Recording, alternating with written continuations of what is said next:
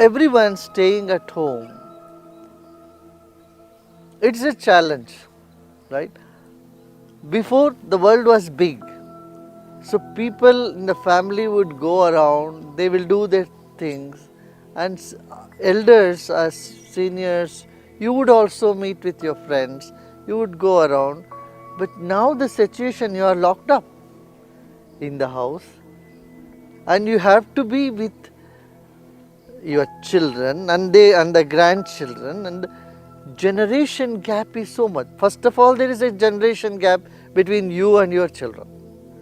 In some houses there are 3 generations, 4 generations, and if 3-4 generations now people have to be in a place the whole time locked up,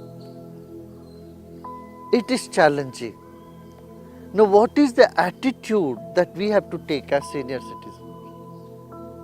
One thing is, as elders of the house, we have a tendency to control.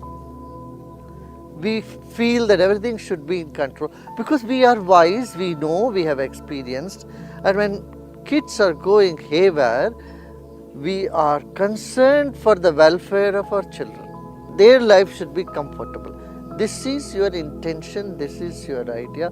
So you want to steer the family the way you want to take it. Safe, secure, and everyone to be prosperous and happy.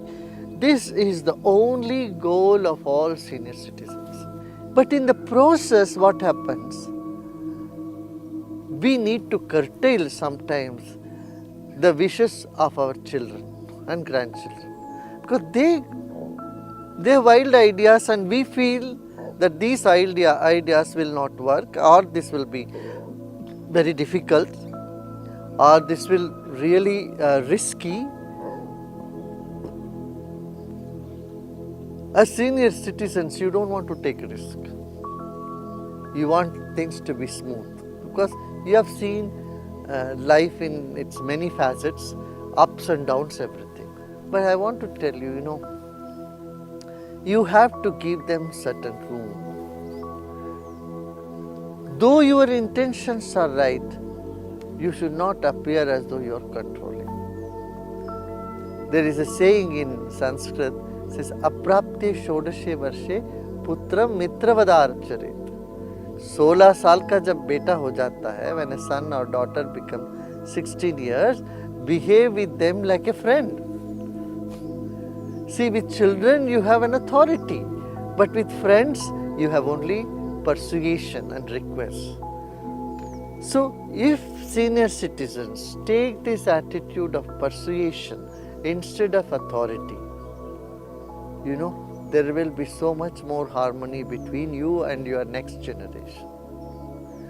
And the generation after that, with them, cordiality, that anyway you have soft corner for them. Sometimes you give them more room than they should really be given. This would irritate their parents, that is your children. So all these complications happen. In this complication, the best attitude for us is, how to ride a horse? Mirani ji knows how to ride a horse. You have to pull in the reins sometime and let it loose sometime. If you keep it pulled, the horse will not move forward. And if you leave it loose, then it will go wherever it wants to. So as seniors, we need to have that knack, that skill of reining in and letting go. Give them some room to make mistakes. Don't hold it very tight, because when you hold it very tight, anyway they are not going to listen to you, and then what is happening? You get upset. As senior citizens, don't get depressed and keep a long face. You should be cheerful always. That sense of humor from you will make the whole atmosphere in the family better. Every day sit with them, tell them some experiences of yours. Tell them about your family tree. Tell them about your grandfather,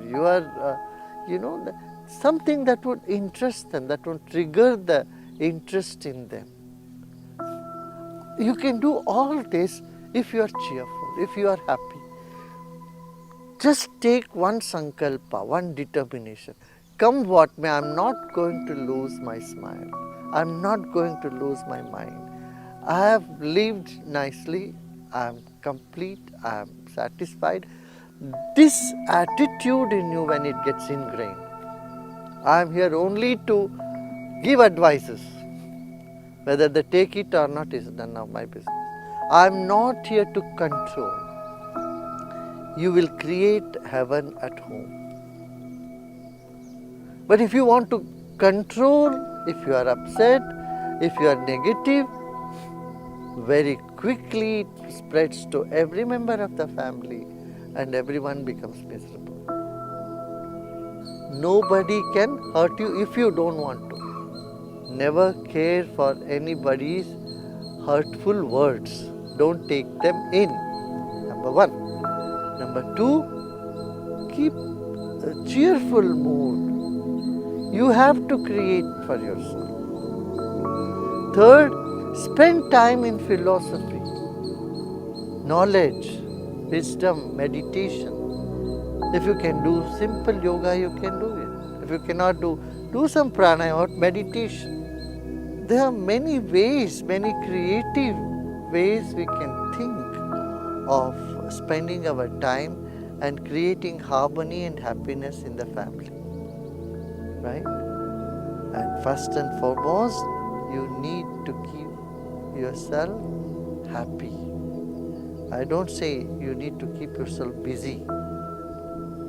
I am saying you have to keep your spirit high and keep yourself happy.